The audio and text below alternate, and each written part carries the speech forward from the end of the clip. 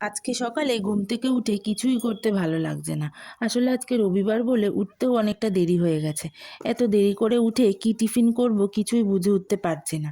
তাই বর বলল সকালের টিফিনটা আজকে কিনে আনবে বাইরে থেকে। যেহেতু রবিবার বরের ছুটি, তাই মনে হয় যেন আজকে নিজেরও ছুটি। কিন্তু আমাদের তো ছুটি নেই, তাও যে এতটুকু ছুটি পেলাম এটাই অনেক।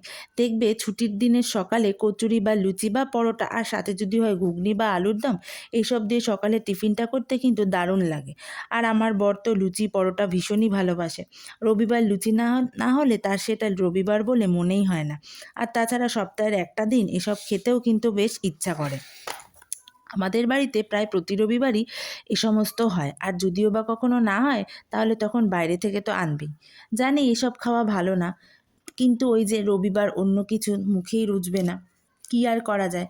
আর কার কার বাড়িতে এই সমস্ত হয়, কে কে এই সমস্ত পছন্দ করো অবশ্যই কমেন্ট করে জানিও।